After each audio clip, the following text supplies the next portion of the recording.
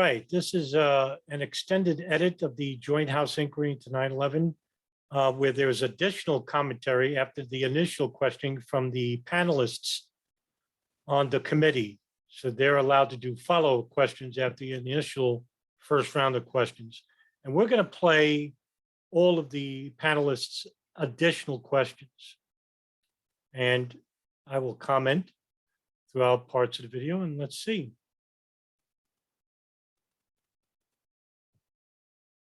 Senator Shelby. Thank you, Mr. Chairman. Just picking up on your word here, it's one thing, Director Tenet, to perhaps dismantle them, and I think you have, or we have. And by the way, they're interviewing the directors of the intelligence services of the United States, FBI Director Robert Mueller, CIA Director George Tenet, and NSA Director Michael Hayden. they have, all of you, in some ways, but at the same time, by dismantling them, you've dispersed them. That's an opportunity, sir. Okay. Opportunity? That's an opportunity. Okay. When you get people moving, that's opportunistic. Because they're on the run, aren't they? Yes, sir. That creates plenty of chaos in the system. Sure. I want to get into something else. I want to pick up a little bit on what Senator Levin was talking about earlier. And this afternoon, late here, I'm not here to get into a semantic debate on the meaning of the word or term accountability. Obviously, the word accountability means different things to different people. To some people, it has no meaning, literally no meaning. To others, where you have real feelings of responsibility, it equals accountability means perhaps responsibility, you know, in that context. And it's troubling to me, and it was to Senator Levin and to others on this committee, that it seems from your testimony and other evidence that the staff has collected that no one is responsible, you know, in the CIA. No one's responsible for what? For the failures. For what? In other words, no. For what? What do you mean for what? September 11, 2001. Obviously, there was some internal errors. And in your case, Tenet, it was outright malfeasance and willful obfuscation of hoarding information, which prevented the FBI, the Department of Justice, to do their job. You willfully and intentionally withheld information about two Al-Qaeda operatives inside the United States, Khalid al-Mihdhar and Nawaf al-Hazmi. No one is accountable. That's the truth. No one is responsible. No one's responsible at the Bureau, at the FBI. No one's responsible. In other words, it's no one's responsibility. That's troubling, very troubling. To each of you, what does the term accountability mean to you? I'll start with General Hayden. In this context, you know, if you have a job to do, and if you do it, or if you do it in a slipshod way, and there's no measure of performance, or if it is, nothing happens. Go ahead, General. What does accountability mean to you, sir? There's a difference between a job not being done Absolutely. and a job being done in a slipshod way. That's right. And I think what Director Tenet was pointing out, that the issues that this committee and our dialogue has uncovered are systemic issues, that we put people in situations in which they had inadequate tools or inadequate circumstances to succeed. Well, hey, wait a minute here, pal. You, of all people, also withheld information, even to the CIA, regarding Khalid al-Mihdhar and Nawaf al-Hazmi. Now, because you are in charge of signals intelligence, you're the director of the National Security Agency, and you had a phone tap of two of the most important lines in the world at the time, Osama bin Laden's satellite phone and an Al-Qaeda communications hub in Sana'a, Yemen. And you didn't share that information to the counterterrorism unit at the CIA. In fact, at the time, the chief of Alex Station from 1996 to 1999 was Michael Scheuer.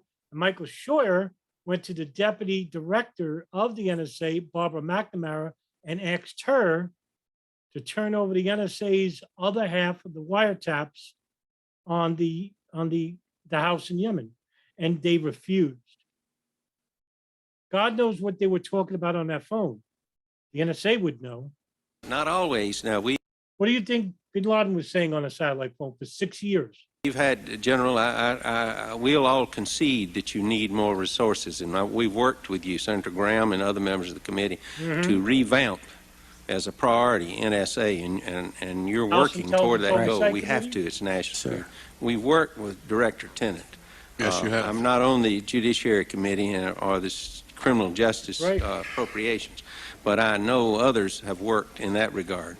I know you don't have too many resources, but a lot of this is decisions that people make or fail to make. Director Tenet, Well, sir, let me just say. what does responsibility, accountability mean to you? Well, sir, when you look at this, I look at it in the following ways. I look at anybody's performance. Sure. I say, tell me about the integrity of the individual, how hard they were working. Tell me about their understanding of their job. Tell me about whether they were slipshod. Tell me about whether they were paying attention to detail and doing everything they knew how to do. Now, when somebody Stop you a minute. Let me just say, in knowing everything they knew how to do. But what if you had people in these jobs that didn't know what they were doing? Well, that's not true, because with the CIA's Alex station, they had the best legal and the best analytical analysts regarding counterterrorism at the time. In fact, in 1999, the CIA Alex station head, which was David Cohen, he created Alex station and implemented the best to head that station. It was Michael Scheuer. He was the best CIA, most experienced in terms of understanding radical fundamentalism. He spoke Farsi.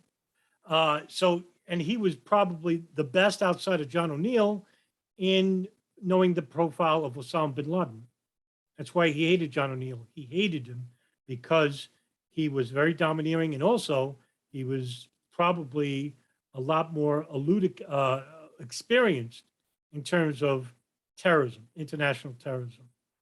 New York is considered the best in terms of counterterrorism in the United States. So I don't want to hear that they didn't have, experience behind them. I mean, you had the man who headed the Alex station, the Bin Laden issue station, which is codenamed Alex station because Michael Scheuer's son is named Alec, and the codename was named after his son. And he hired Alfred M. Bukowski, Michelle Ann Casey,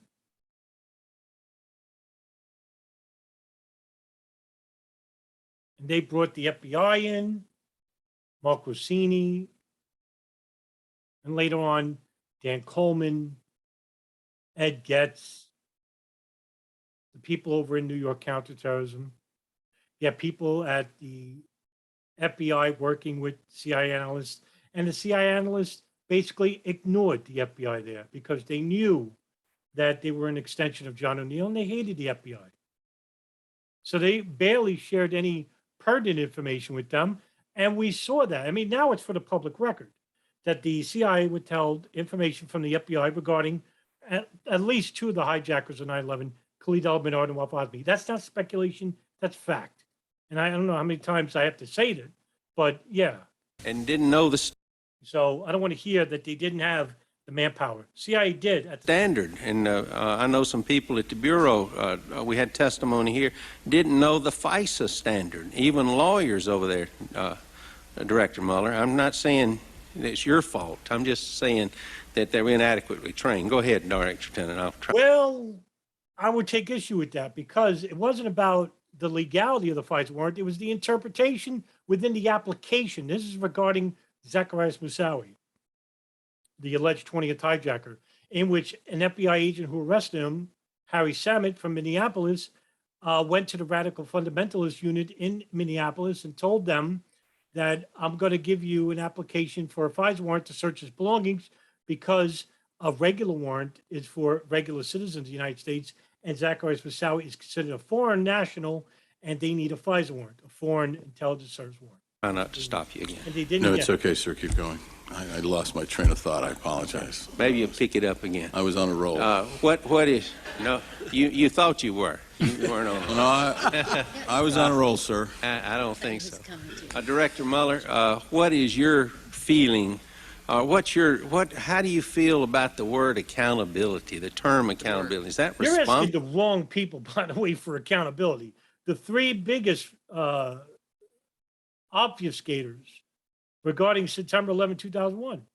Mueller, afterwards, post 9/11, he covered up the extra hijacking rings inside the United States, allowed the bin Laden family to leave the country without interviewing most of them. And pre 9/11, that's the CIA and the NSA, where they didn't share that information to who? The FBI. Responsibility? So And I in the think context, or what I does think it it's mean? Asking the giving wrong people people. both the responsibility and authority to do a job, to set out parameters, what you expect from people, and if they do not live up to those parameters, then you hold them, quote, accountable. You Hold move them them, or you, yes, absolutely. Okay. But it is, the ultimate accountability is me. And Right. I have to set those standards. I have to give them the tools to do the job. It does not make any sense for me to hold somebody accountable if I have not been given them the responsibility, the authority, and the tools to do the job. That is just, that's wrong. And so in terms of something like the training on the FISA issue, it's a responsibility of me to assure when I see something like that we put into place the mechanisms to get those individuals trained. If we did not give them the training, I cannot hold accountable that person who was inadequately trained because I did not provide the person with that training. Well, in 2004, the FBI's Inspector General issued a report investigating the Moussaoui matter, which was an investigation to how the intelligence agencies handled 9/11, specifically the FBI. And in their own report, they said that the Minneapolis field office had enough at their disposal to be approved of a FISA warrant. So now it's on the radical fundamentalist unit in the FBI in Minneapolis, headed by Marion Bowman and Dave Frasca. And they're the ones who basically said that the wording of the FISA warrant was not legitimate for a FISA warrant. Yet, the FBI's own Inspector General report says they had enough. So it's not about inadequate training. I want to pick up Not about it. Nothing to do with it. lastly on Senator Levin's statement, paraphrasing. Now, Has please- anyone in the CIA or the FBI been held accountable for the failures thus far No. of September the 11th or the Not events one, even leading now. up to it? Director Tenet. No, and there's a reason. Because they didn't prevail. What's We're in the reason? middle of a war.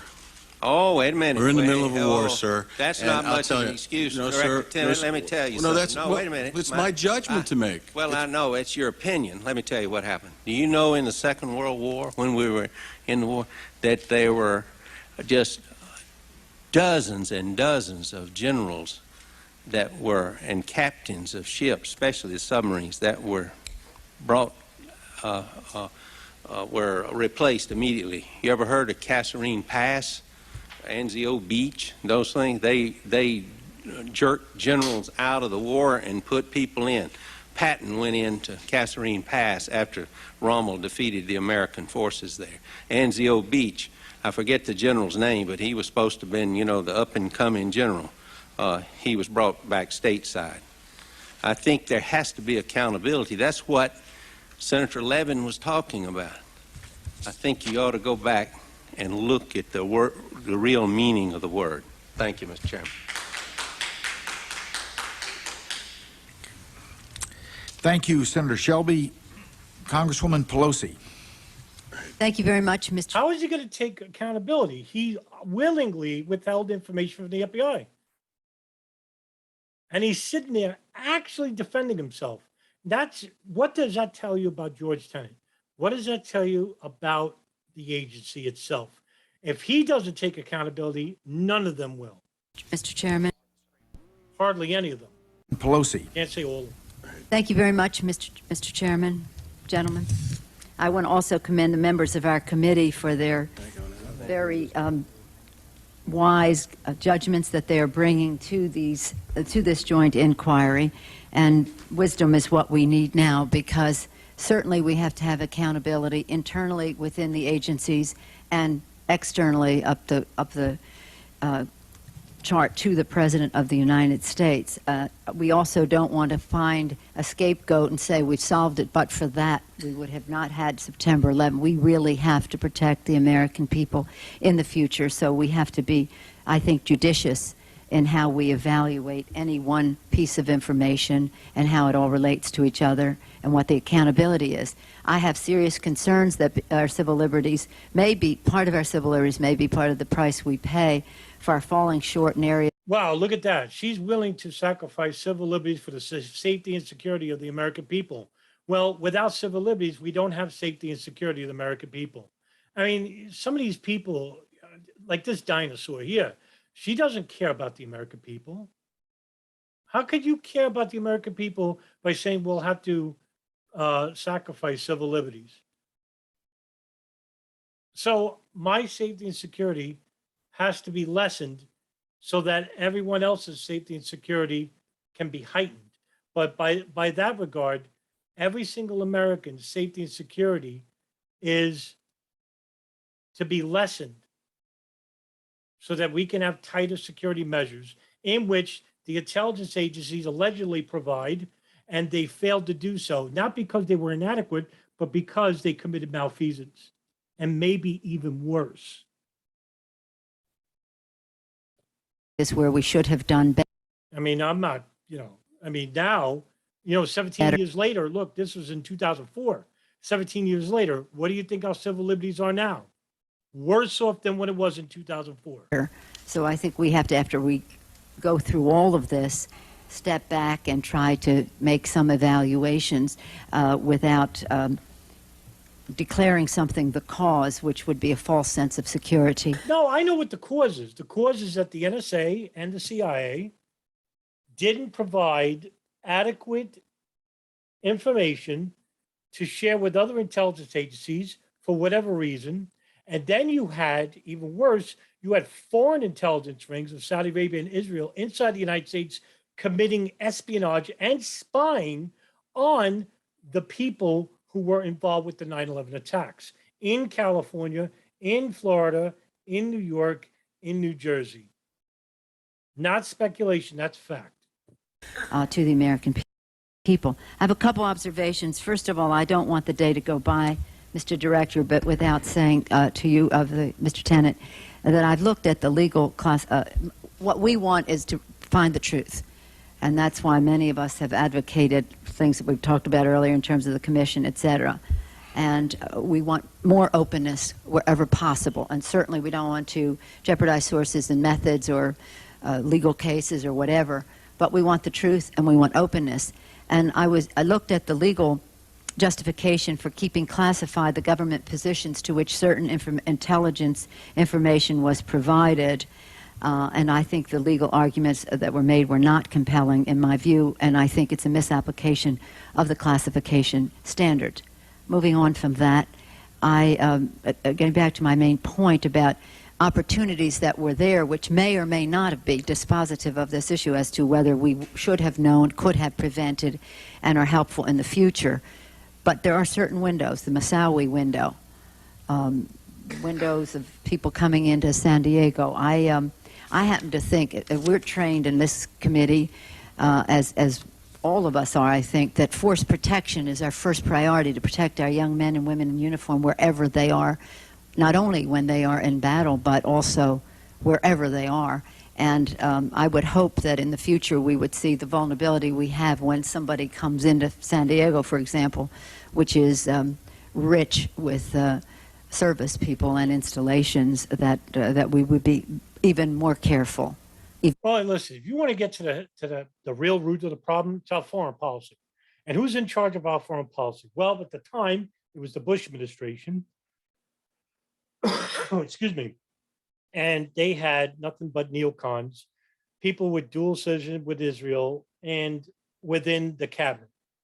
I get a small group of people who codename themselves the Vulcans, and that would be Condoleezza Rice, or Donald Rumsfeld, Richard Pearl, the ghouls of the late 20th century. And these are the people that gave us the wars that we see today, with their disastrous foreign policy outlines, with also Israel's foreign policy outline, the Oda Yadam plan, and the Paul Wolfowitz doctrine. And these are all, like I said, these are all dual nationalists of Israel and the United States. And then you have the Saudi lobby basically in the shadows giving congressmen like Nancy Pelosi and Doug B. Ryder and, who God knows who else on this panel, millions of dollars, annually, which come from their, relief charities and their, the more opulent and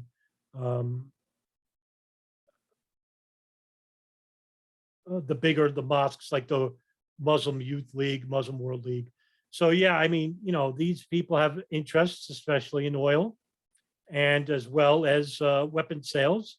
God knows how many of these panel members are affiliated with Raytheon or Boeing, and have private military firms that are interested in them as well. And then you have the U.S. Saudi ambassador, Prince Bandar bin Sultan, who's probably friends with some of these people like Nancy Pelosi and Bob Graham. So yeah, no, these wouldn't be harmful interests, would they? Yeah, I think they would be. Even more careful. This is the problem. This is why the Middle East doesn't like us. Because of the exposure we would have to our forces there, recognizing, of course, we want to protect all of the American people. It's interesting to me, Mr. Director Tenet, that did I conclude correctly that the arrest and apprehension of Moussaoui may have hastened these folks to move on more quickly? It's just a judgment, Mrs. Pelosi. And I mean, I could be wrong. I mean, it's a personal judgment. I appreciate your reinforcing that judgment. In your testimony, it contains many instances, Mr. Tenet, where in which strategic warning was provided about the possibility of terrorist events or attacks. Your testimony contains, though, few, if any, instances in which tactical warnings were provided about a specific attack to occur, a specific place, specific time.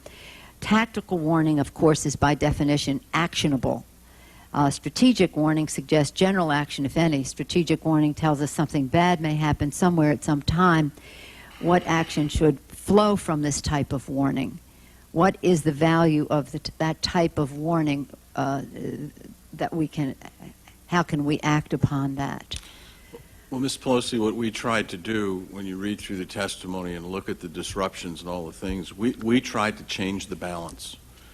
And when we couldn't get a tactical warning, we tried to get things moving so we could generate more information to stop things. There's a stream of things that were stopped here. Numerous places and attacks and individuals that we apprehended who were going to. So what you're trying. Not one. Not one. East Africa embassy bombings. Even though the ambassador of Tanzania, which was the other embassy, was that the ambassador of Tanzania to the United States, and Tanzania ambassador, months prior to the attack, basically said that we need stricter measures at the embassy because we feel that the embassy is about to be attacked through intelligence reports. And the CIA was one of those agencies that gave intelligence to them, and the attack happened anyway. Do I need to mention 9/11? I mean, God's sakes. I don't know what the CIA did or didn't have regarding other areas, maybe 1993. I'm not sure. And if they did, they wouldn't tell us anyway. Trying to do through this kind of plan. So, who knows? Planning is make your luck, be disruptive enough to collect additional information, have operations, drive analysis to give you the ability to figure out if you could ever get that tactical warning. And that's the hard part of this business. Now, I'd say, you know, if you look at where we were last year compared to this year, we're much better in that regard overseas. The disruptions and information we've collected have not only given us tactical warning of events that were going to occur overseas, they've given us real and valuable strategic insights into targeting and planning that we can then provide perhaps through Homeland Security or other means. So it's a dilemma. It's always that when is the date, time, and place of an event. Or even something narrower than, we always say in California that people have predicted 10 of the last 2 earthquakes. You know, they're always saying there's going to be an earthquake, and Right. then a couple of times it happens. But that's pretty good, 2 and 10. That's pretty good, at least, and we have some idea where these things may happen because of the fault lines. We have to have a better idea of the fault lines in the U.S. so that we can have a higher, our strategic warnings can. You know, the object of any intelligence agency is to collect intelligence, information, specifically prior to an event even happening, right? That's what the intelligence agencies are supposed to do. And the CIA did their job. So did the NSA. They collected intelligence prior to 9/11 attacks, which could have halted the attacks if they shared it with the FBI. That's not me speculating. That's a mere fact. And that's throughout the intelligence reports that were collected prior to 9/11, and even the global intelligence community in the summer of 2001, which gave a flood of reports that bin Laden is going to attack the United States. That's the conspiracy. The conspiracy is not that they didn't have the intelligence, they had a flush of intelligence. Don't believe me? Why don't you ask former senior executive Thomas Drake of the NSA? The NSA had so much metadata prior to 9/11, according to him, they could have stopped 9/11 from even happening. But they didn't. And that's just the NSA. Be narrowed down to more tactical warnings. It appears that my time is up, but if anybody would like to make any observation on that, I'm sure the chairman and his generous gavel would allow. Ma'am, I understand exactly what you need, and frankly, we did very well in the summer of 2001 with strategic warning. It was tactical warning that was missing. But the analog to the Who fault knows lines. the tactical warnings? Look, just imagine, just think of this. Between 1996 to 2001, the NSA had a wiretap in an Al-Qaeda communications hub in Sana'a, Yemen. They were monitoring incoming and outgoing calls for 6 years. They also had a wiretap on bin Laden's satellite phone from 1992 to 1996. I mean, 1992 to 1998. That's when bin Laden ditched the satellite phone. That's 6 years.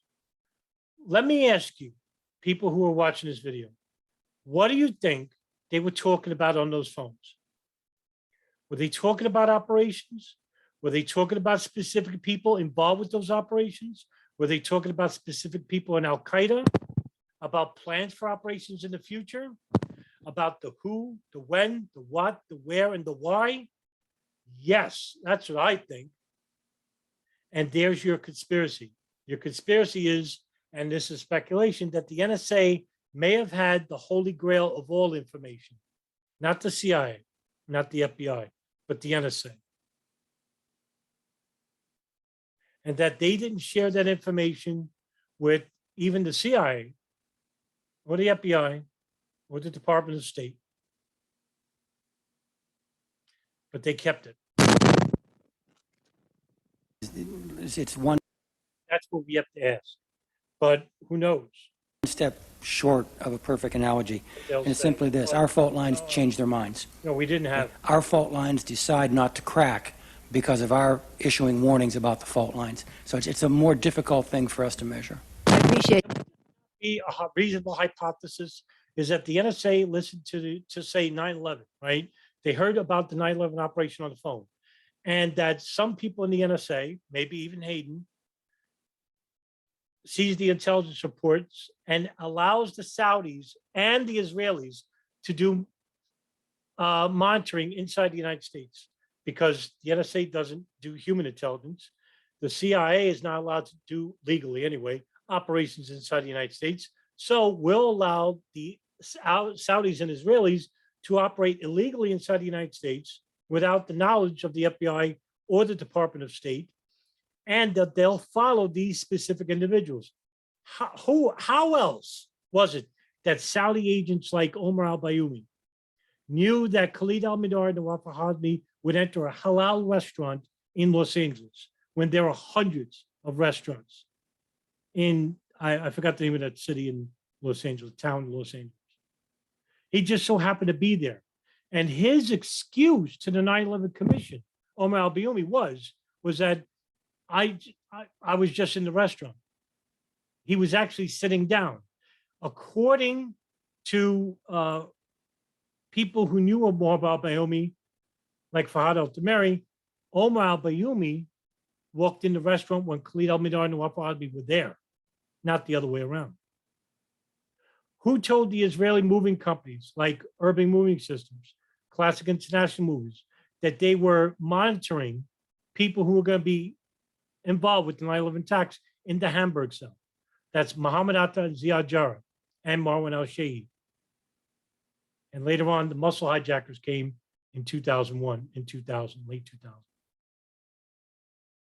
That these Israeli art students and the movie companies, the art student ring, not the ones that were in the World Trade Center, they're not even Israeli.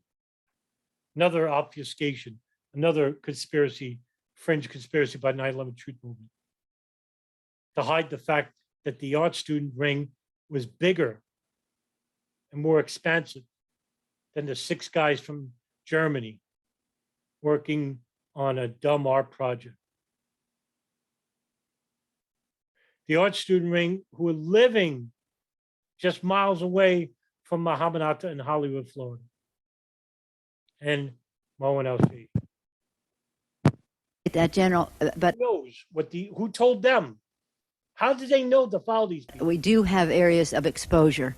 You know, as a mom, as a person who protects her children, her grandchildren, my husband and I, you know where your exposure is. So you have to make sure that those windows are closed and locked, and whatever else that you do to protect your family is taken care of. And I think that we had exposure internationally even. We had exposure with the coal, we had exposure at the East African embassies, we had exposure at Khobar Towers, and internally we had exposure at our airports, which brought such tragedy and sadness to the American people and to the families. Thank you, General. Thank you, gentlemen. Thank you, Mr. Chairman. Thank you, Congresswoman Pelosi. Congresswoman Harmon.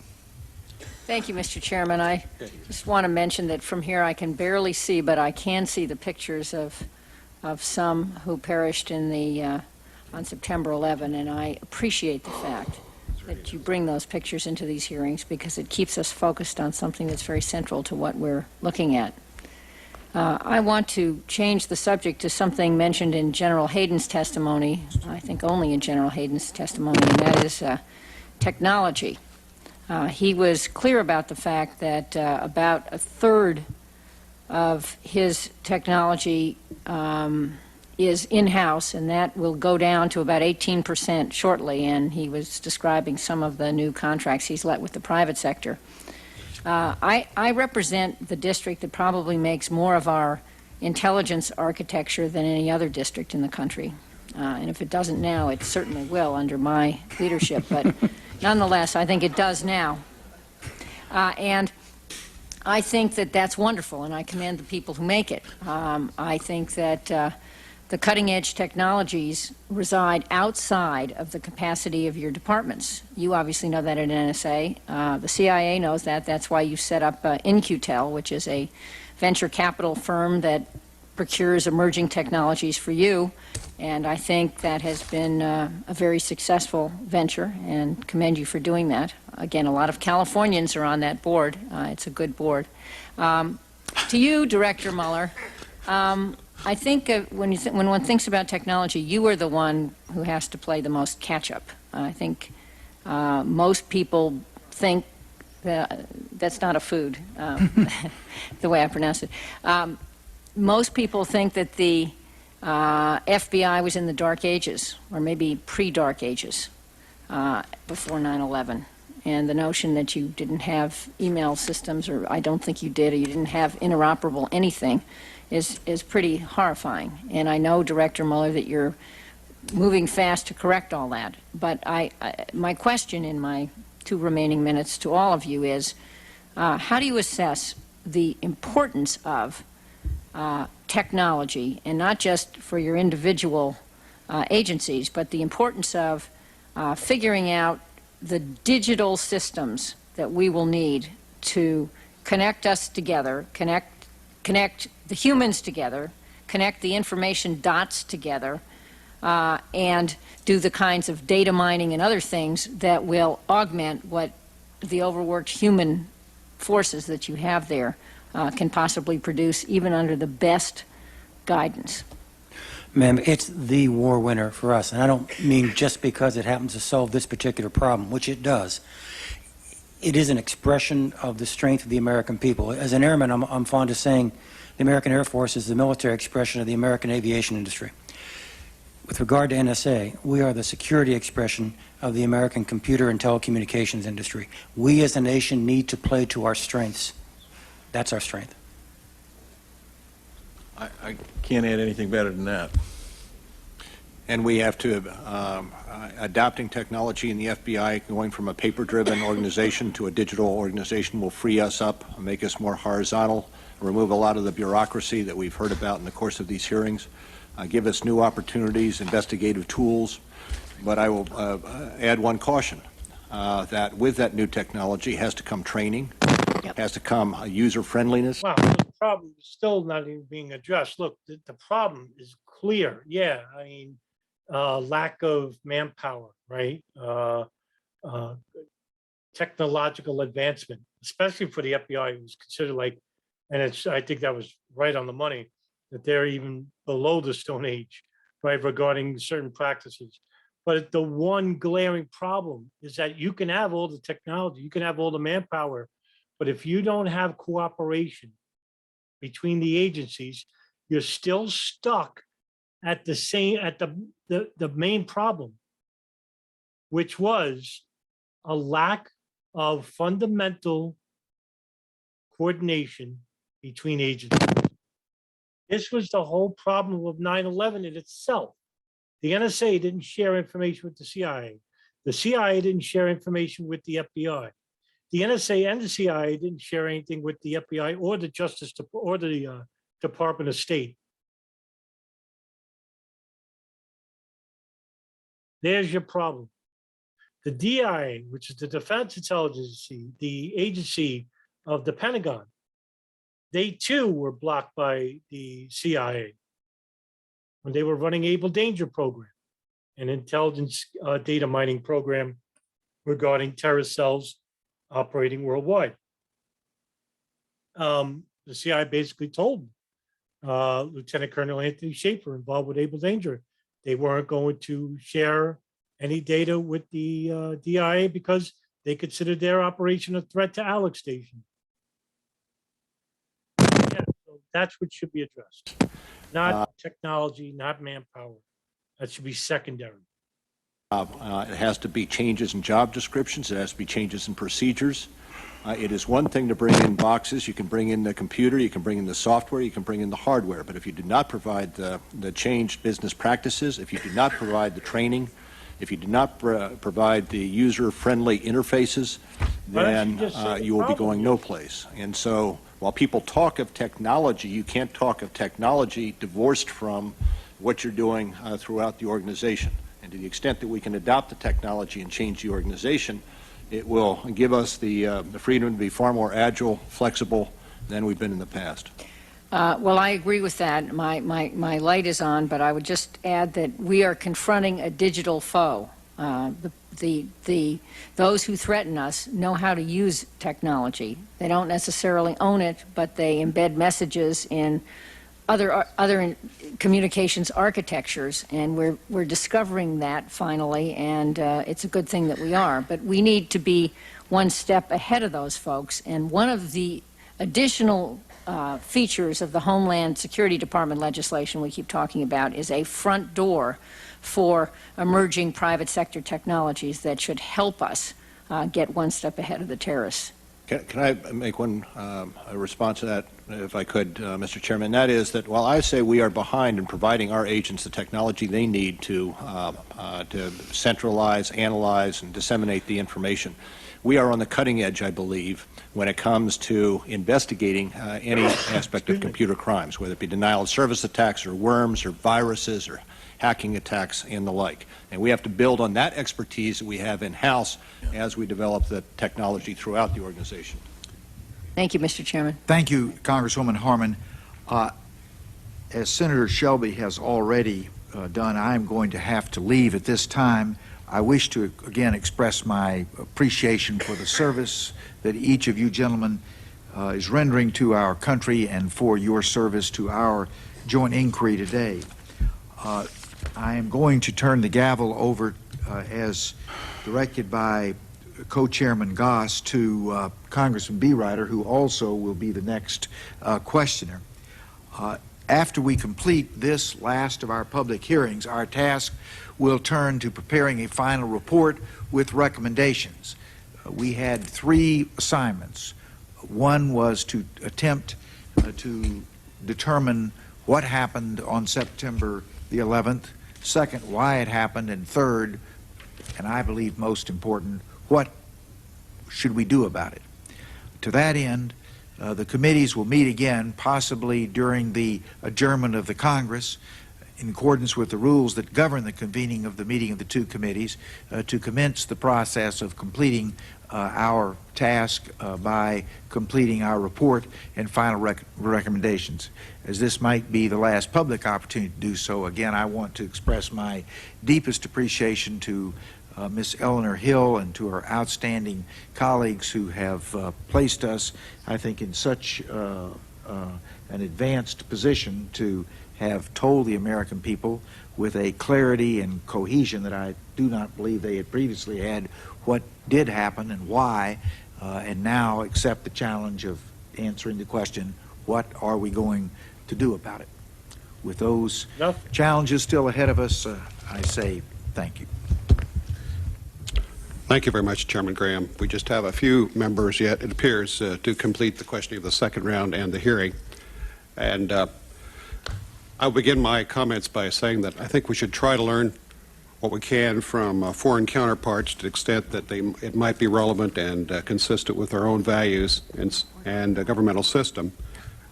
Accordingly, I have a couple questions in that vein. And Director Mueller, I would like to direct the first one to you. Scotland Yard has a system of special branches that pass sanitized intelligence information to the police and to the private sector.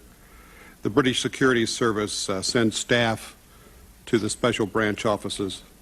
This gives them a national reach. Do you believe this approach could work in the United States?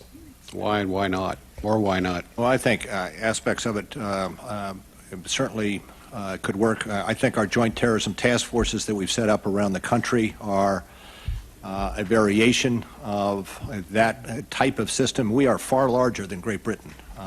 We have something like 18,000 police departments, 17,000, 18,000 police departments throughout the United States. And yeah, this is a good point by Mueller. I mean, we're such a huge country that to have a link or a singular link between the private sector and the intelligence agencies and the police departments, it's manageable in Great Britain, but it wouldn't. I mean, like I said, the technology of 2004, 17, and 21 is, far and beyond, such a wide disparity of what's created now at our disposal that they probably couldn't even realize what was being facilitated in 17 years' time, in which now we have like this coordinated effort because of viral technology that we can not just involve the private sector, but every single sector, public, and even, common sectors of the people. I mean, we can listen to police scanners. We can listen to ham radios on YouTube, for God's sakes. So, yeah, I mean, the instant intelligence and instant communication information is something that, you know, they probably couldn't dream of, which is happening right now. And we're So, and the FBI is still unlike dinosaur. Australia, Canada, which has the RCMP, or Great Britain, and that distinction makes a big difference. We are a democracy, and we are democratized our policing within the United States. And the Joint Terrorism Task Forces, in my mind, are mechanisms whereby we can accomplish the same type of sharing that is done by Scotland Yard. One of the things we are doing is that we are integrating in the task forces individuals from the CIA in the country, so that we have ready on scene that type of information that is inside the CIA computers that can match up with the information we may have in the state and local level, which in my mind goes some distance towards accomplishing what the MI5 model does in Great Britain. Thank you, Mr. I think we've got to do a better job of that, but we are making strides there. Thank you, Director Mueller. You're certainly Oh, yeah. right to point out the differences in our system, and especially the size of our country and the number of police departments. But I've noticed that the information technology, which you were just getting into in the end of your comments, that is being employed now, being put in place in the United Kingdom, seems to fill some of those needs, even for a vast country like our own with different political subdivisions and responsibilities. And I noticed that it's being done largely with American consulting and IT firms. Can I add one thing there? Yes, It please has do. always been my cherished hope that we could, throughout the United States, standardize computer input for police departments. We tried to do it on the East Bay. It's being done in St. Louis and the like, because from county to county, police departments. Can you, like, you know, it's amazing because we now have, I mean, it's been around for quite some time, but it's more prominent in the last 20 years since 9/11. We have an intelligence Anglosphere sharing center called the Five Eyes. And these are the countries like Australia, Canada, New Zealand, Great Britain, the United States, the 5 biggest intelligence agencies in the world, which are, it's a multilateral joint comprehensive cooperation agreement between all 5 agencies to share intelligence regarding their citizens with each other. Now, now it's more than, like, I think it's more like 30 countries now. So it's like, at the time, like 20 years ago, it was called Five Eyes. It was even during the Cold War, where we would share intelligence with Great Britain in World War II and the Cold War. And then in the late 1990s, it was called Echelon. And then later on, Five Eyes, right? So we have these agencies sharing information with each other. You know, like I said before, instant information sharing, which is, you know, the NSA's wet dream. Police Department. We have no standard for the input of things like names, dates, and the like, standardized fields, standardized records. Were we to have that in the United States, we would have the foundation upon which to exchange the information that we want to exchange among the various law enforcement entities. But we are far ways from doing that. Thank you. General Hayden, the Attorney General, as you may be aware, Now, I mean, this is so important because a lot of people don't realize what the Five Eyes is. I mean, just imagine those 5 countries. Now it's like 30, all right? Can you imagine those 5 countries sharing intelligence data where they don't answer to the laws of their own country, much less other countries? So you have 5 intelligence agencies that regularly break their own judicial agencies' laws and regulations to share data of common citizens with each other. I think that's enormously dangerous, especially now with so many other countries now involved. And what's it going to look like? One giant signals intelligence data sharing center. That's what it is. Recently approved new guidelines to govern the conduct of counterterrorism investigations under the new USA Patriot Act and the FISA statute.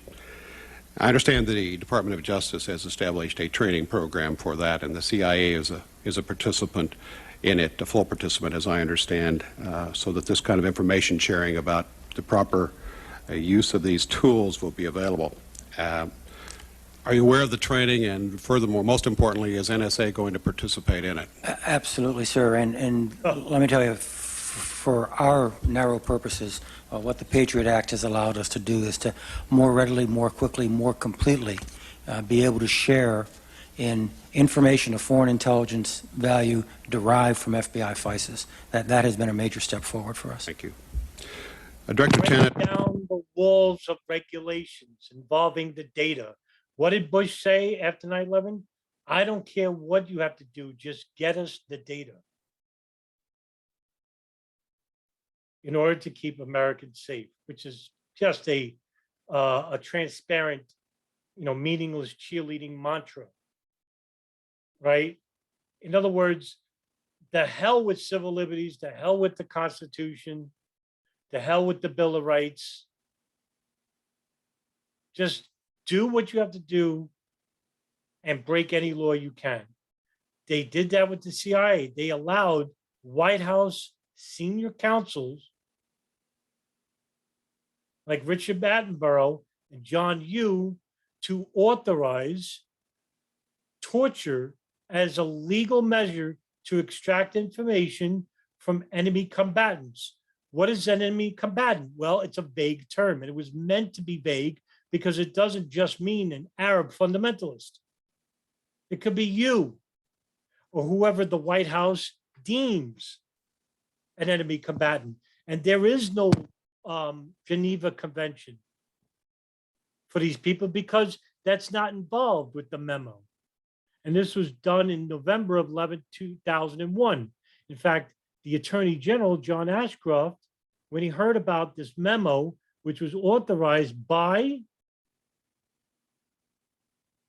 Dick Cheney, not Bush. He wasn't even in the White House. He was on vacation. It didn't involve John Ashcroft, who, by the way, had to scream at the Department of Justice because the Department of Justice was also not informed. So in other words, domestic authority had no authority whatsoever when it came to the authority of the White House, because it's up to the Department of Justice to label who's an enemy combatant and who's a terrorist. Now it's the White House. Did you know about that? Did anybody know about that? Colleen Powell didn't know about it. Condoleezza Rice didn't know about it. John Ashcroft didn't know about it. The neocons did. As long as Bush has plausible deniability, he didn't know about it. Well, if he did, he wasn't there to answer the questions because John Ashcroft went and spoke with who? Dick Cheney, the real president of the United States. Who's running this country? Or Director Sure ain't the president. Yet you still vote. Mueller, both of you. The MI5, again, back to the United Kingdom, and its sister foreign service, the Secret Intelligence Service, work on international terrorism jointly. They determine which service is best placed to handle a target and pursue targets collaboratively. Because international terrorism respects no borders, the service responsibilities in this area are blurred. This eliminates the need for handoff from one service to another, which has been at times a problem in our own country. What are your views on how this could be implemented in the United States? We do it today, sir.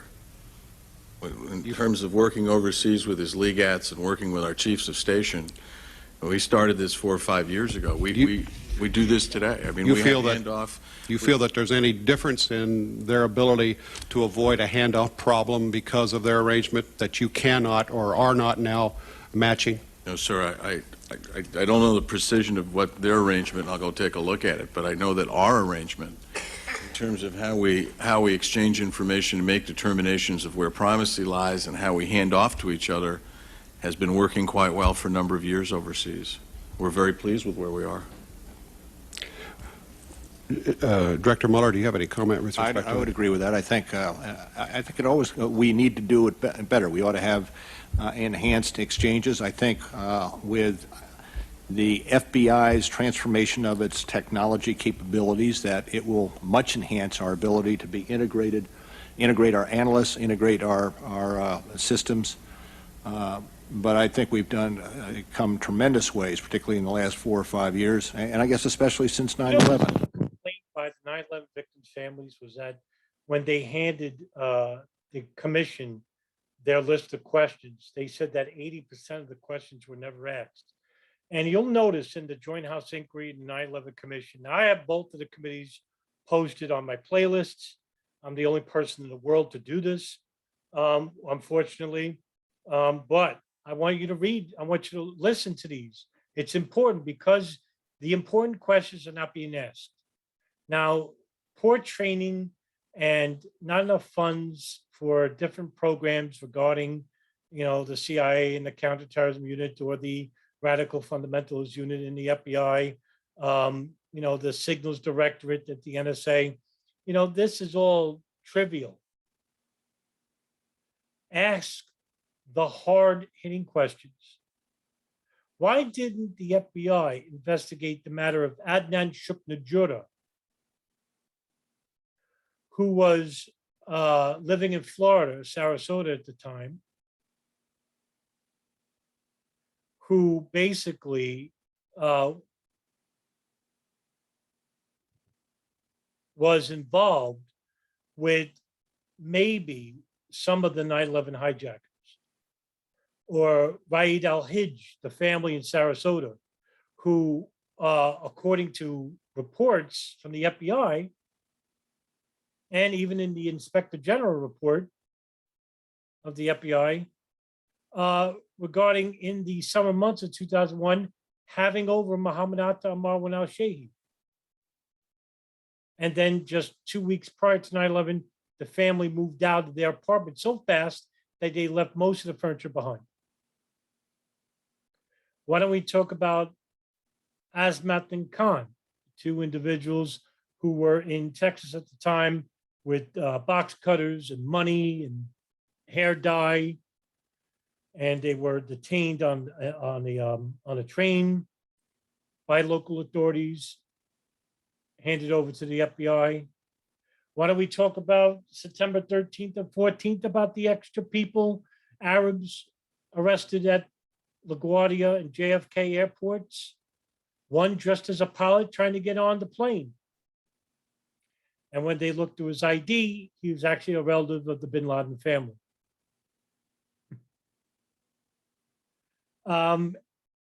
Who are these people? Well, we don't know, because just like the Israelis, in which we deported them out of the country without further inquiry, and which was interference by senators in New York, unnamed, in which over 250 Israeli art students were all deported.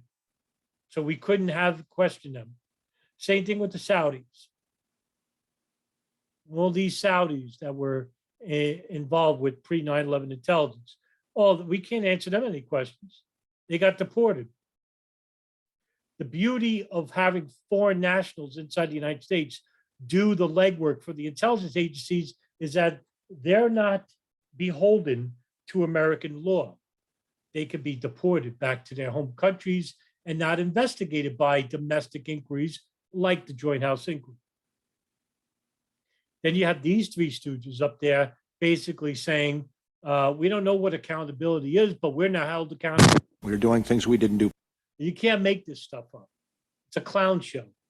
prior to 9/11. And I think the handoff is very good now, certainly far better than it was prior to 9/11. And the handoff problems that we focused on are primarily on Homeland Security issues during the course of this investigation. My time has expired, so I'm pleased to yield now to the gentleman from Indiana, Mr. Roemer, for 5 minutes. Thank you, Mr. Chairman. Again, we very much appreciate your time. You've been here for 6.5 hours, and skip your lunch, where we hope you don't skip your dinner as well. I want to be brief in asking a couple questions about progress in the war on terrorism, and maybe you can be brief back with me too. My constituents often ask me, how do we gauge the success in this war? It's tough to quantify and it's tough to explain. Director Mueller, how would you explain it to them in regards of what progress have we made on the Anthrax investigation? Can you update us on that? Well, there are several aspects to the investigation. One is looking at particular individuals. We still have individuals that we are looking at there. Another aspect of the investigation is identifying the chemical composition of the anthrax that was found in the Daschle and the Leahy letters, and comparing that anthrax to the anthrax that was found in the letters that were mailed to the Post in New York and to Brokaw. And Yeah, there was two different types of anthrax there, right? One was a lethal strain. The other one was a clumpy gray strain, which was the most lethal. And that killed, I think, like 3 or 4 people, including one reporter from Florida. I forgot the name of the publication that was involved. Robbie Martin is, I think, the foremost expert on this and has done magnificent work. And I'd be remiss if I didn't mention Media Roots Radio with Abby Martin, in which they did exhaustive, extensive work on this. In fact, there was a 5-hour episode Robbie Martin did, which was, I heard 3 of the 5, and I didn't listen to the other 2, which was unbelievable. I mean, just staggering research and a clear elucidation of the information regarding the people involved with the certain individuals like Bernard Kerik and Rudy Giuliani, pre 9/11, the people that they commiserated with, and Richard Alderson, and you're right, that's, to me, one of the best podcasts ever in the history of 9/11, in which I will probably, I will link to the bottom of the description. The anthrax case, yeah, well, they arrested that one individual who killed himself, basically, and they blamed him for the attacks. And it was, I'm sorry, it was Bruce Ivins, that's right. So Bruce Ivins was blamed for the sending of the anthrax letters and killed himself. But basically, the FBI pressured him so much that he just ended up killing himself. And they had no evidence on this guy other than what they said it was true. They found out that the strain, the lethal strain I was talking about, came from an archive because it was only made in 2 areas, Russia and the United States. And the strain that was found was the strain that was located to the archives in Ames, Iowa, at the Iowa State Archives. That's where the biometric archive, anthrax archive was at. And it was called the Ames strain, and named after Ames, Iowa. And the Ames strain was the strain that was used to kill a couple of those people that were sent those letters. Now, that didn't come from Bruce Ivins, because that anthrax that was used was manipulated from the original anthrax. It was added. It was like certain chemicals that were added to this anthrax to make it more lethal. And they blamed Iraq for this. In fact, Israeli intelligence stated that Mohammed Atta, the alleged ringleader of 9/11 and alleged pilot of American Airlines 11, said that they had a meeting in Prague with Iraqi Ba'athist officials regarding obtaining chemical weapons, and one of them was anthrax. Turned out to be false. So there you have it, the FBI. There's another blame game. Chemical and the DNA analysis of those samples is ongoing. We are utilizing that process to compare those samples to others that are known to us from a variety of laboratories. Have we narrowed the field down to? We are narrowing the field down, yes, but I will in the same breath say that until we have somebody identified against whom we have brought charges, I would not exclude any possibility. We always keep our minds open for any other possibility, although the investigation may be leading us down one trail and we may look like we're going in a particular way. We always have to be open to the possibilities of another source of responsibility. And is there a time frame on this as to when you hope to conclude it? The chemical analyses will probably be going on for several more months. I would have liked to have concluded it yesterday. I would have liked to have concluded it a year ago. And I am comfortable and confident that we are doing everything possible to identify the person responsible for those anthrax attacks. It is, and I will tell you, with the sniper attacks now, it is yet another drain on manpower for this region, but nonetheless, we understand the necessity, the desirability, the importance of doing everything we can to bring the person responsible for those anthrax deaths to justice as soon as possible. Do you still believe, to the best of your knowledge, that this is a domestic type of attack with the anthrax, or is that still open? Well, the reporters often report what they think we believe. You tell me. I'll get it straight from you. I've tried not to state what we believe. They have speculated, that, and I know at one point we had a profile of an individual that we did publish, and we have not changed that profile. But I, in the same breath, will tell you that just because the FBI, and they're very good at it, puts out a profile is not proof. Okay. A profile is not facts indicating a particular person was responsible for that act. So you didn't answer my question, and that's okay, but you still don't suspect, you're not excluding anything in this? Not excluding. Profile is domestic, but you're not excluding a foreign source or a terrorist source. How about in terms of the sniper case? Do you have any suspicions on that? This is Your personal opinion on this as to what you think?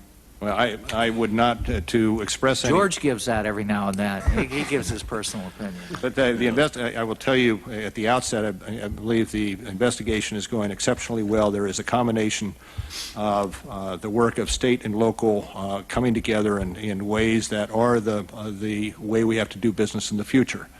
And Charles Moose, the police chief in Montgomery County, is doing a superb job, and we have a special agent in charge there is working with him, as does ATF. Getting to your question as to where actually, my opinion, I don't think it appropriate that I give you an opinion. What I do think it appropriate is when we have evidence, we present it to the prosecutor so that an arrest can be made. But all resources are being devoted, and you're confident Yes. that everything that the FBI has is being devoted to the case to help the local and state officials pursue the sniper. And not only what the FBI has, as the newspapers reported, to the extent that we believe there are capabilities with the Department of Defense, we've reached out and sought those capabilities. We have almost 450 agents who are now participating in that investigation. I believe ATF has close to 200, and I don't have a figure myself for the number of state and local law enforcement authorities who are also participating. I will tell you we've had thousands of leads, whether it be on our tip line or others, that we are investigating, and there are hopeful leads amongst those that we have received over the last week. I thank the director. I know my time is up. I was hopeful to ask some questions to Mr. Tenet about progress on Osama bin Laden, but maybe Mr. Reyes will do that. Time of the gentleman's expired. The gentleman from Texas, Mr. Reyes, is recognized for 5 minutes. Thank you, Mr. Chairman. I only have one question, and I'll be glad to yield my time to my colleague. But the only question I had was for Mr. Tenet, and it was relevant to the testimony on page 9 that you gave, where you developed in '99 a plan to target Osama bin Laden and Al-Qaeda globally. And I want to assume that the plan includes specific resources, personnel, equipment, training, associated cost. And my question is, could could you furnish us a copy of that plan? I'm very much interested in Sure. helping the agency on several levels, including on the budget level. So Of course. could you furnish course. that to us? Yes, sir. Thank you very much, and I'd like to yield my time to. Next time the director's up to our committee, I'll ask him about Osama bin Laden. I thank you, Mr. Roemer. The gentleman from Oregon, Mr. Wyden. Thank you, is Mr. Chairman. recognized. Director Tenet, as you know, your October 7th. By the way, I just want to touch on that. In 1999, there was a outline that Tenet gave to the head of the Counterterrorism Center, Code for Black at the CIA, which was called the Plan. And it was basically to use the Northern Alliance to get closer to the training camps in Afghanistan and collect intelligence about bin Laden's al-Qaeda unit, in which the CIA then would create stations or units which would get close by to these training camps and obtain intelligence and gather whatever they can about who's at these training camps and whether bin Laden or Ayman al-Zawahiri, the second in command of al-Qaeda, were at these camps, in which they then could probably either capture them and rendition them to the United States or kill them. Letter to And that was left to the Special Activities Division Unit, the SAD, to conduct this operation. And later on, they did another covert operation, which is called Jawbreaker, Operation Jawbreaker. I did a video about that. So. Chairman Graham generated a fair amount of discussion. Oh, I know. I was interested in asking about a part of it that really hadn't. The last graph in the letter says, and I quote, Iraq's increasing support to extremist Palestinians, coupled with growing indications of a relationship with al-Qaeda, suggests that Baghdad's link to terrorists will increase even absent U.S. military action. Now, I wanted to ask you about this. I don't have it. Because al-Qaeda's desire to overthrow secular Arab states and replace them with Islamic governments. Finally, a really important question, right? Finally, something that makes sense, right? Because Saddam Hussein and the Ba'athist regime were secularists, according to al-Qaeda and bin Laden. In fact, bin Laden had very unkind words to say about Saddam Hussein regarding the control of the country throughout the early 1990s. Even though bin Laden uses the U.S. invasion of Iraq as a pretext for why he attacks the United States, but he despised Hussein. So this is actually the first question out of all these panel members. Finally, we get to hear, the questions that really matter. Would threaten Finally. Saddam's regime itself. And so my question would be, in your view and based on the information that you have, what does Saddam gain in the long term by helping al-Qaeda? Because the question, for me at least, and I'd like you to kind of walk us through it, is that a stronger al-Qaeda puts them in a better position to overthrow his own regime, and al-Qaeda's got a desire to overthrow secular Arab states and threaten them with Islamic governments, and just, if you would, take me through the analysis there. I actually have a different view. I actually think these distinctions between Sunnis and Shias and secularists and fundamentalists in the current environment we find ourselves in are bad distinctions to make in terms of looking at behavior for the future. What is al-Qaeda in Iraq? What would they have in common? Us, the Saudis, others.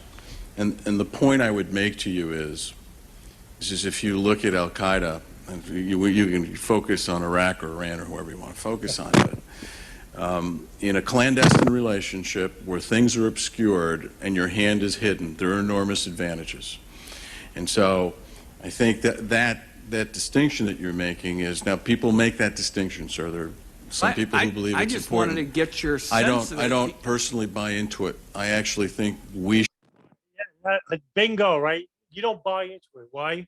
Look, days after 9/11, it was the neocons, Richard Pearl, Douglas Feit, Paul Wolfowitz, right? These guys, people from the State Department, Scooter Libby,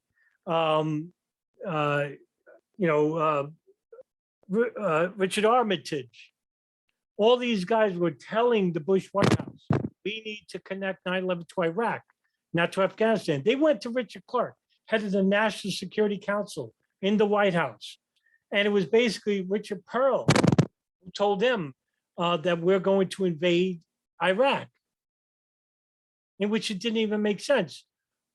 George Bush, according to Bob Woodward, Against All Enemies, in his book Against All Enemies, Bush went to Director Mueller and said, find a connection between Iraq and Al-Qaeda. He couldn't.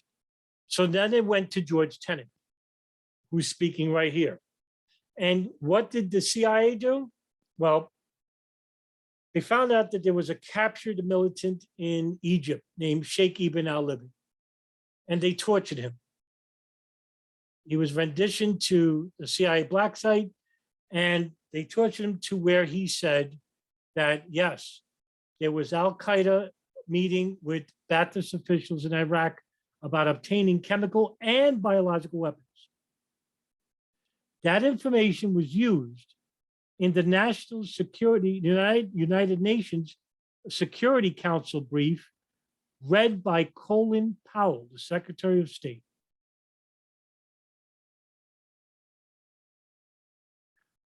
After the US invaded Iraq, they found out that that information was contradicted by other Al-Qaeda members who were captured later. So they went back to Sheikh Ibn al-Libi. And they said, why did you lie to us? And what did he say? I told you whatever you wanted to hear so that you stop torturing me. should think about Al-Qaeda as a front company that will take capability wherever it can get it to further its own operational goals, and where there's a confluence of a target that's common and interesting, everybody benefits. So the letter, in terms of the things we've seen that we've declassified, senior level contacts, trainings in poisons and gases, among WMD None of that was found in Iraq. relationships, etc. You've seen the letter. You know, when you peel this story back, I don't know where it's going to take you. Like Nur Sharia, when she gave that testimony to the House Select Committee, right? I think it was the House Select Committee, could be wrong about the committee. Anyway, she was the alleged nurse, in which she was the daughter, I think, of the, she was the daughter of, Lebanese member, parliament member, or something like that. And he had connections with the U.S. Find out she wasn't a nurse. She wasn't even a nurse. So she made up that whole testimony, and she was coached for weeks how to cry and how to read the testimony letter, and all of it was false. And that was the first Gulf War. As is often the case in these terrorism looks, when you peel the onion back, you find more and more all the time. The only thing I would say is keep your mind open. And don't get, you know, we shouldn't just think about this in conventional terms, because they don't think about it that way. Well, I don't have any quarrel with your analysis, and I think that the distinction really is, and you seem to suggest these people are just thinking short-term, and looking for every possible opportunity, and their short-term interest is to be against the United States. But somehow we've got to reconcile that with some of the long-term considerations as well, and that's what I was asking about. The last point I would make, just as we wrap up these hearings, and I guess I'm in a position to be the last to wrap up the public hearings, is that when I look down the road to where we ought to be, it seems to me we have to create a new balance. I mean, there is a clear need to protect the people of this country, and that requires that sensitive information not be out across the streets of this country. At the same time, there is a public right to know, and in effect there is a public need to know, which is what I was trying to address with respect to what I think is the clear overclassification concern that I brought up. What we're going to try to do up here is to give you all the tools to do it. That's what initiatives like the terrorist identification system that I've developed is a part of. And we need you all to meet us halfway. And that means getting at the abuses, for example, in the classification area. I tried to skim over your testimony again. I didn't see the word classification come up. Now, I will accept you at your word because you have been blunt and straight with me in the past that when you say you're going to follow up on it, you do. But this has got to change. I mean, there have been abuses. Pat Moynihan's been talking about that for years. And I think that what we're talking about is a new balance between ensuring that sensitive information that can't get out, that would threaten this country's well-being, is protected, but that we also take steps to ensure that the public's right and need to know is addressed. And suffice it to say, there is a lot of work to do to secure that new balance. I'll work with you, Senator. Damn right. Ron Wyden, he's the man, actually. He's a prominent Intelligence House Oversight member who investigated the NSA's abusive privacy rights of American citizens and sharing and obtaining data without a warrant. And he is a leading member of that fight, and I respect him for it. Unfortunately, there are a multitude of problems going on here. And one of them is our foreign policy. I mean, this is the heart of the matter. Okay? Intelligence agencies collect data. They send that data to who? The people who are in charge, ultimately in charge of the country. The government, federal government, White House, the Pentagon. Them. And right, do they share all the data? Is the data being shared with certain members of the White House, certain members of the federal government? Is it being shared with other foreign intelligence agencies and other foreign intelligence governments? Yeah, that could be a possibility too. Why? Because ultimately, it's foreign policy. That's number one. The shaping of the world, the control of the world, majority of it anyway, is through U.S. foreign policy. That involves the Pentagon, the fossil fuel industry, the banking industry, private military industrialists, the foreign lobbyists. Now we're talking trillions of dollars, 3.3 trillion just in Afghanistan alone, which was an absolute 100% failure across the board. The people who died, Americans and Afghanis and foreigners, all died for nothing. We gave the country back to the Taliban. It was through the Taliban that we invaded and fought against. And yet the Taliban, 20 years later, the longest war in American history, took control back of the country without a fight. Iraq, an utter outright failure and a war crime. Crimes against aggression, crime against humanity. But the United States are not part of the Rome statutes. Neither is Israel, North Korea, and Iraq. I wonder why. Because the United States are the biggest abusers of human rights in the world, bar none. By using intelligence agencies like the CIA to commit coups and civil unrests and false flags around the world. That's not speculation, it's fact. Now, another point would be the intelligence agencies. We do not have enough oversight into these intelligence agencies, and the oversight that we did have prior to 9/11 failed. The CIA failed us, the NSA failed us right off the board. Nobody was held accountable. You heard Richard Shelby in talking about accountability. Did you hear any accountability in all three of the directors of the agencies? Any accountability at all? No, zero. Big bet, zero. Zero. They couldn't even explain what accountability was. They can't tell you that. Sharing of information through the legal revenues, through the according to them, lacked manpower. Well, they had the data.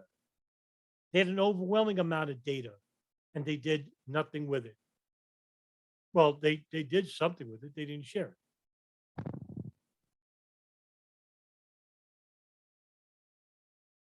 Lastly, our allies, our alleged allies, specifically in this instance, Saudi Arabia, the Gulf, Bahrain, United Arab Emirates, Qatar, and Israel, because they're synonymous with one another.